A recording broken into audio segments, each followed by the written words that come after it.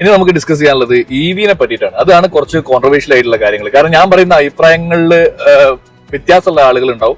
എന്തായാലും നിങ്ങളുടെ അഭിപ്രായം ഞാൻ പറയുന്നത് കേട്ടതിന് ശേഷം രേഖപ്പെടുത്തണം. നമുക്ക് അതൊന്ന് ഡിസ്കസ് ചെയ്യാം. എന്റെ അഭിപ്രായത്തിൽ ഇപ്പൊ ഒരു EV കാർ എടുക്കാൻ ഞാൻ ഒരിക്കലും എന്റെ ഫ്രണ്ട്സിന്റെ അടുത്തൊന്നും റെക്കമെൻഡ് ചെയ്യാറില്ല. അതിന് പ്രധാന കാരണങ്ങളുണ്ട്. ഞാൻ സിമ്പിൾ ആയിട്ട് ഒരു എക്സാമ്പിൾ പറഞ്ഞുതരാം. ഞാൻ നിങ്ങളുടെ അടുത്ത് 100 രൂപ തന്നിട്ട് ഒരു മുട്ടുസൂചി ഉണ്ടാക്കി തരാൻ പറഞ്ഞു കഴിഞ്ഞാൽ നിങ്ങൾക്ക് അത് ചെയ്യാൻ പറ്റില്ല. പക്ഷേ 10 രൂപയ്ക്ക് നിങ്ങൾക്ക് ഒരു മുട്ടുസൂചിയുടെ പാക്കറ്റ് ചിലപ്പോൾ കിട്ടും. ഒരു EV കാറിന്റെ വിലയുടെ പകുതിയോളം ഭാഗം, അതായത് 50% കോസ്റ്റ് വരുന്നത് ബാറ്ററിക്കാണ്, അതായത് EV ബാറ്ററിക്കാണ്. ഇപ്പം ടെസ്ലേന്റെ ഒക്കെ കാര്യം നോക്കുകയാണെങ്കിൽ ടെസ്ലയൊക്കെ ഇപ്പൊ യൂസ് ചെയ്യുന്നത് LFP ബാറ്ററീസ് ആണ്. BYD ആണെങ്കിലും ഗ്ലോബലി പല ബ്രാൻഡുകൾ ഉപയോഗിക്കുന്നത് അങ്ങനത്തെ ബാറ്ററീസ് ആണ്, അതായത് ലിഥിയം അയൺ ഫോസ്ഫേറ്റ് ബാറ്ററീസ്. ഇപ്പൊ ടെസ്ല പെർഫോമൻസ് കാറുകളൊക്കെ നോക്കുകയാണെങ്കിൽ NCA ബാറ്ററീസ് ആണ് ഉപയോഗിക്കുന്നത്. NCA എന്ന് പറഞ്ഞാൽ നിക്കൽ, കൊബാൾട്ട്, അലൂമിനിയം. ഇപ്പൊ ഇവർ ഇതൊക്കെ വിട്ടിട്ട് സോളിഡ് സ്റ്റേറ്റ് ബാറ്ററീസിലാണ് ഇപ്പം സ്റ്റഡി ചെയ്തുകൊണ്ടിരിക്കുന്നത്. അപ്പൊ ഈ EV-ന്റെ കാര്യം നോക്കുകയാണെങ്കിൽ എന്താ പ്രശ്നം എന്ന് വെച്ച് കഴിഞ്ഞാൽ ഇതിലുള്ള ടെക്നോളജി പെട്ടെന്ന് അപ്ഡേറ്റ് ആയിക്കൊണ്ടിരിക്കാം.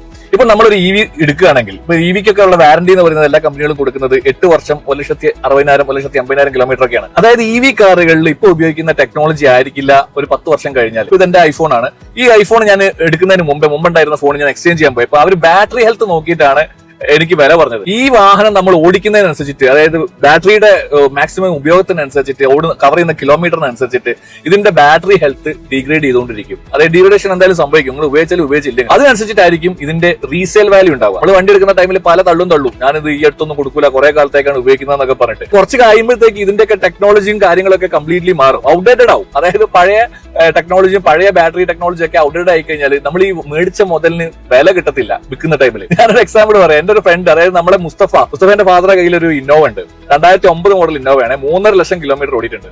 അതായത് ഇപ്പൊ ഒരു 16 കൊല്ലായി. ഇപ്പൊ വണ്ടി റിന്യൂവൽ എടുത്തു, 15 വർഷം കഴിഞ്ഞ് റിന്യൂവൽ എടുത്തു.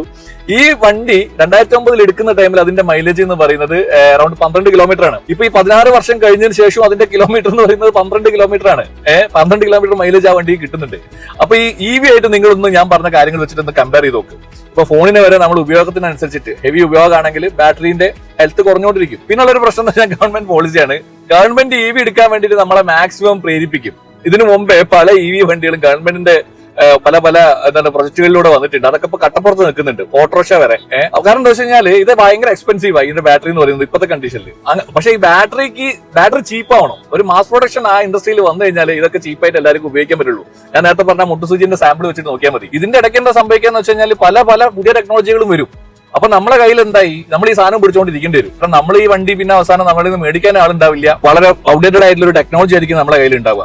അപ്പൊ അതാണ് EV-നെ പറ്റിയിട്ട് എനിക്ക് പറയാനുള്ളത്. ഞാൻ ഒരിക്കലും റെക്കമെൻഡ് ചെയ്യില്ല ഇപ്പൊ EV എടുക്കാൻ വേണ്ടിയിട്ട്. ഈ ബാറ്ററിന്റെ ഒക്കെ വില കുറച്ചും കൂടെ ചീപ്പർ ആവുകയാണെങ്കിൽ നമുക്ക് നോക്കാന്നേ ഞാൻ പറയുള്ളൂ.